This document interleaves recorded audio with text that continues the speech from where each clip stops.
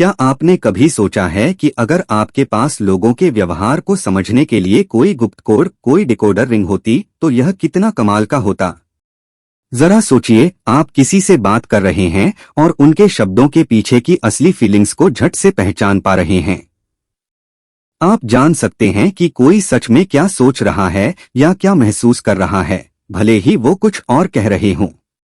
ये कोई जादू नहीं, बल्कि एक खास हुनर है।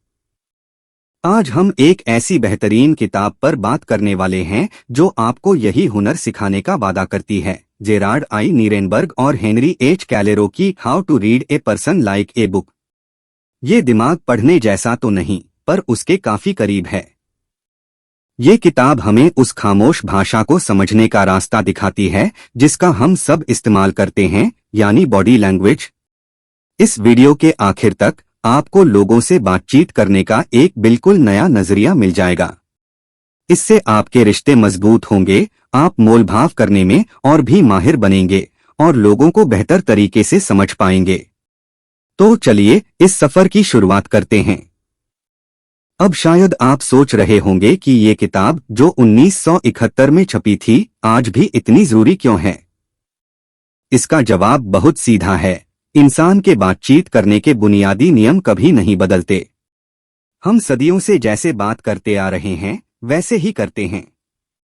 लेखक जेरार्ड नीरेनबर्ग, जो खुद एक जाने-माने नेगोशिएटर थे, और हेनरी एच कैलेरो, एक मैनेजमेंट कंसल्टेंट, ने ये बात पकड़ी कि हम अक्सर इस पर बहुत ध्यान देते हैं कि लोग क्या कहते हैं, पर असली कहानी तो इसमें छिपी होती है कि वो कैसे कहते हैं, या यूं कहें, उनका शरीर क्या कहता है।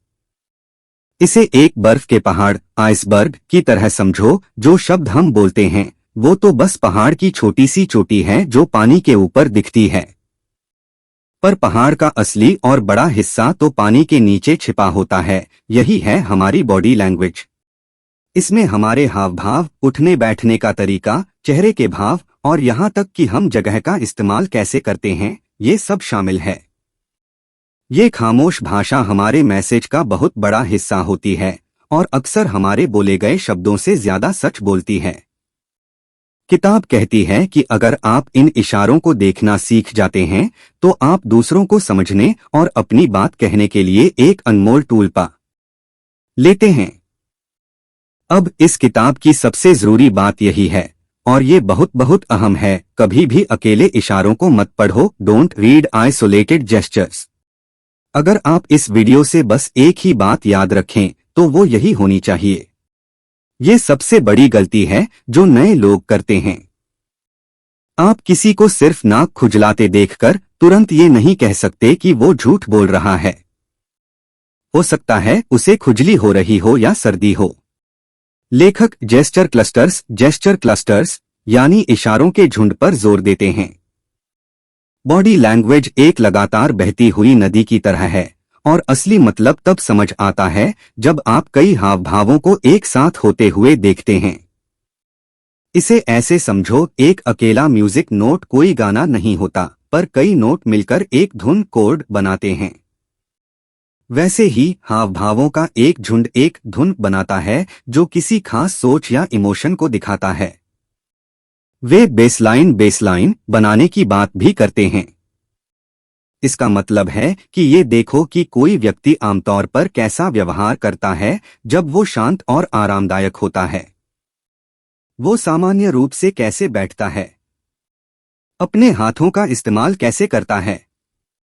एक बार जब आपको उनकी बेसलाइन पता चल जाए तो उस सामान्य व्यवहार से कोई भी बदलाव, खासकर जब इशारों के एक झुंड में हो, तो वो एक खास संकेत टेल बन जाता है। तो छोटी मोटी हरकतों के बजाय पैटर्न्स पर ध्यान दो। नमस्ते सभी दर्शकों। किताब इशारों को अलग अलग कैटेगरी में बांटती है जो अंदर की फीलिंग्स को दिखाते हैं। आइए कुछ सबसे आम और काम के हाव भावों को देखते हैं। ए, बचाव और असुरक्षा, डिफेंस इनसिक्योरिटी। बाहें मोड़ना, आर्म फोल्डिंग, ये एक क्लासिक इशारा है। ये अक्सर एक रुकावट होता है जो दिखाता है कि व्यक्ति बंद है या अपना बचाव कर रहा है, जैसे कोई अपने चारों ओर दीवार बना ले। पैर क्रॉस करना, लेग क्रॉसिंग, बाहों की तरह ही, ये भी एक रुकावट पैदा कर सकता है। अगर कोई बातचीत के दौरान असहज है तो ऐसे बैठ सकता है। खुद को छूने वाले हाव भाव, सेल्फ टचिंग जेस्चर्स जैसे गर्दन रगड़ना, हाथ मुंह पर रखना, कुछ छिपाने या खुद को दिलासा देने के लिए या कपड़े ठीक करना, ये सब बेचैनी या असुरक्षा का संकेत हो सकते हैं। आकलन और विचार, इवैल्यूएशन थॉट। हाथ चिन पर चिन सहलाना, हैंड टू चिन स्ट्रोकिंग चिन अक्सर ये दिखाता है कि कोई गहराई से सोच रहा है या किसी बात का आकलन कर रहा है। सिर झुकाना, हेड टिल्ट, ये रुचि या जिज्ञासा दिखाता है, जैसे कोई बहुत ध्यान से सुन रहा हो। नाक की हड्डी दबाना, pinching the bridge of the nose, गहरी सोच का संकेत हो सकता है, कभी कभी थोड़ा परेशान होकर भी। सी, धोखा और संदेह, डिसेप्शन डा। नाक छूना, कान रगड़ना, आंखें रगड़ना, नोज टचिंग, ईयर रबिंग, आई रबिंग किताब बताती है कि ये झूठे विचारों या शब्दों को रोकने या छिपाने की कोशिश हो सकती है। पर याद रखो, झुंड का नियम, क्लस्टर रूल, इनमें से कोई एक अकेला कुछ नहीं कहता। लेकिन अगर ये सब आंख से संपर्क न करने, अवॉइडिंग आई कांटेक्ट, शरीर का वजन बदलने, शिफ्टिंग बॉडी वेट या आवाज के टोन में बदलाव, वॉइस टोन चेंज के साथ हो तो ये एक पक्का संकेत हो सकता है। मुंह ढकना, कवरिंग द माउथ, ये शब्दों को रोकने की एक अनजाने में की गई कोशिश है, जैसे कोई कुछ ऐसा कहने वाला हो जिसे वो नहीं कहना चाहता। डी, तैयारी और कार्रवाई, रेडीनेस एक्शन। आगे की ओर झुकना, लीनिंग फॉरवर्ड, ये दिखाता है कि व्यक्ति बातचीत में जुड़ा हुआ है, उसे रुचि है और वो हिस्सा लेने को तैयार है। कमर पर हाथ रखना, हैंड्स ऑन हिप्स, ये तैयारी, आत्मविश्वास या यहां तक कि चुनौती का संकेत हो सकता है, जैसे कोई तैयार खड़ा हो। पैर बाहर की ओर इशारा करना, feet pointing towards the exit, मानो या न मानो, ये अक्सर बातचीत को छोड़ने या खत्म करने की इच्छा दिखाता है, भले ही व्यक्ति अभी भी बात कर रहा हो। इन अकेले इशारों से हटकर लेखक इन्हें बड़े एटीट्यूड क्लस्टर्स यानी रवैया समूहों में बांटते हैं, जो आपको किसी व्यक्ति की पूरी तस्वीर देते हैं। असली पढ़ना यही होता है। खुलापन और ईमानदारी, ओपननेस, ऑनेस्टी। समूह, हथेलियां ऊपर की ओर खुली हुई, जैसे आप कुछ नहीं छिपा रहे, कोट के बटन खोलना, जैसे आप खुले दिल से मिल रहे हों, थोड़ा आगे की ओर झुकना, आगे बढ़ना। फायदा, किसी मीटिंग या बातचीत में अगर कोई ये सब करता है तो इसका मतलब है कि वो आपके विचारों को सुनने को तैयार है। अगर आप खुद खुले दिखना चाहते हैं। आत्मविश्वास और अधिकार, कॉन्फिडेंस, ऑथोरिटी। समूह स्टीपल हाव भाव, जब उंगलियों के सिरे एक दूसरे को छू रहे हों, जैसे आप कोई जरूरी बात सोच रहे हों, हाथ पीठ के पीछे बंधे हुए, छाती बाहर, सीधा आंख से संपर्क। फायदा, प्रेजेंटेशन देते समय या जब आपको अपना अधिकार दिखाना हो, ये बहुत काम आता है। ये आपको आत्मविश्वासी लोगों को पहचानने में भी मदद करता है। परेशानी और असहमति, फ्रस्ट्रेशन, डिसएग्रीमेंट। समूह हाथ सिर के पीछे बंधे हुए, खासकर अगर पीछे की ओर झुका हुआ हो, गर्दन के पीछे रगड़ना, पैर थपथपाना, बेचैनी महसूस करना। फायदा, अगर आप किसी ग्राहक में ये सब देखते हैं तो ये संकेत है कि आपको अपना तरीका बदलना होगा या उनकी अंदरूनी परेशानी को दूर करना होगा। प्यार और आकर्षण, कोर्टशिप, अट्रैक्शन, वैकल्पिक। समूह खुद को संवारने वाले हाव भाव, जैसे बाल, कपड़े ठीक करना, सीधा और लंबा आंख से संपर्क, खास हिस्सों को दिखाने के लिए वजन बदलना, खुली शारीरिक मुद्रा।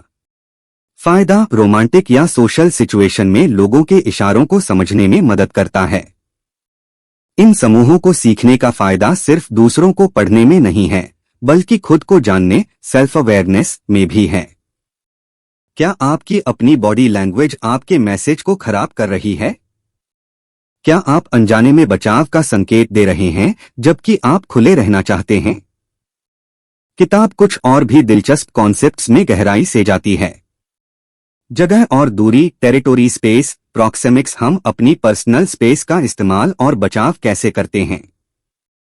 किताब अलग अलग जोन, घनिष्ठ, इंटीमेट, व्यक्तिगत, पर्सनल, सामाजिक, सोशल और सार्वजनिक, पब्लिक, और कैसे इन जोन में घुसपैठ करना या उनका सम्मान करना बातचीत को प्रभावित करता है, ये सब बताती है।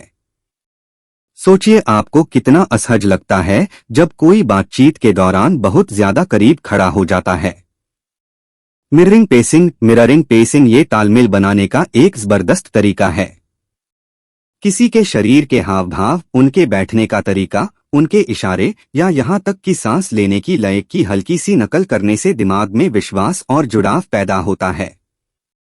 ये किसी का मजाक उड़ाने के बारे में नहीं है, बल्कि हरकतों में एक जैसी जमीन खोजने के बारे में है। विसंगतियां, डिस्क्रेपेंसीज, असली जादू यही होता है जब किसी के शब्द और उसकी बॉडी लैंग्वेज आपस में मेल नहीं खाते। अगर कोई कहता है मैं पूरी तरह सहमत हूं, लेकिन उसकी बाहें मुड़ी हुई हैं और वो थोड़ा सिर हिला रहा है, तो बॉडी लैंग्वेज पर ध्यान दो। वो बेमेल ही उसकी असली फीलिंग्स बताता है। बहुत ज्यादा सोचने का खतरा, the danger of over analysing. लेखक बॉडी लैंग्वेज का रोबोट बनने या कन्फर्मेशन बायस में फंसने के खिलाफ भी चेतावनी देते हैं।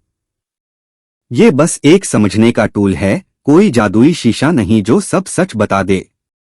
हमेशा व्यक्ति को, उसकी संस्कृति को और पूरी सिचुएशन को समझो। देखकर अभ्यास करो, पर एकदम से कोई नतीजा मत निकालो। तो आप इस अद्भुत ज्ञान को किताब से कैसे लेते हैं और इसे अपनी रोजमर्रा की जिंदगी में कैसे इस्तेमाल करते हैं? धीरे से देखना शुरू करें, ऑब्जर्व सटली, घूरो मत। बस अपने आसपास के लोगों के प्रति ज्यादा जागरूक बनो। मीटिंग्स में, कॉफी शॉप पर, दोस्तों के साथ उन हाव भावों के झुंडों को देखो। खुद को बेहतर समझो, अपनी बॉडी लैंग्वेज पर ध्यान दो। आप क्या संकेत भेज रहे हो? क्या वो आपके इरादों से मेल खाते हैं? क्या आप अनजाने में कुछ ऐसा बोल रहे हैं जो आप नहीं कहना चाहते? अपनी बातचीत को बेहतर बनाओ, जानबूझकर खुले हाव भाव का इस्तेमाल करो जब आप लोगों को अपने करीब लाना चाहते हो, और आत्मविश्वास वाली मुद्राएं अपनाओ जब आपको अपनी बात रखनी हो। अपनी हमदर्दी बढ़ाओ। बॉडी लैंग्वेज को समझने से आपको अनकही भावनाओं को समझने में मदद मिलती है, जिससे आप ज्यादा संवेदनशीलता के साथ जवाब दे पाते हो। आप दूसरों के दर्द या खुशी को बेहतर समझ पाते हैं। ज्यादा प्रभावी ढंग से मोलभाव करो। Negotiate more effectively. किसी भी बातचीत में बचाव, सहमति या धोखे को पढ़ने की क्षमता आपको एक बड़ा फायदा देती है। आप सामने वाले के मन को कुछ हद तक पढ़ पाते हैं। ये किताब लोगों को हेरफेर करने के बारे में नहीं है। ये एक बेहतर, ज्यादा समझदार बातचीत करने वाला और इंसान के व्यवहार को समझने वाला बनने के बारे में है। ये आपको एक गहरा टूल देती है ताकि इंसान अपने साथी इंसानों को बेहतर समझ सके, जैसा कि लेखक खुद कहते हैं।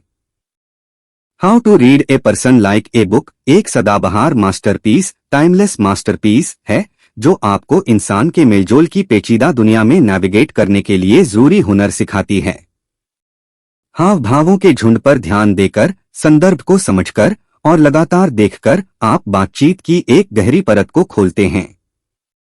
ये आपको वो छिपी हुई फीलिंग्स, विचार और इरादे समझने में मदद करती है जो अक्सर अनकही रह जाती हैं। अगर आपको ये वीडियो पसंद आया तो कृपया इसे लाइक, थम्स अप करें और सब्सक्राइब करना न भूलें। ये चैनल की बहुत मदद करता है और मुझे और भी ऐसी वीडियो बनाने के लिए प्रेरित करता है। और उस नोटिफिकेशन बेल को भी दबा दें ताकि आप मेरे आने वाले वीडियो मिस न करें। मुझे टिप्पणियों, कमेंट्स में बताएं, क्या कोई बॉडी लैंग्वेज का संकेत है जो आपने हाल ही में देखा जिसने आपको चौंका दिया? या कौन सा इशारा है जिसके बारे में आप अब अपने व्यवहार में ज्यादा जागरूक हैं? मुझे आपके विचार सुनना बहुत पसंद है। देखने के लिए धन्यवाद और मैं आपको अगले वीडियो में मिलूंगा। सीखते रहें, बढ़ते रहें।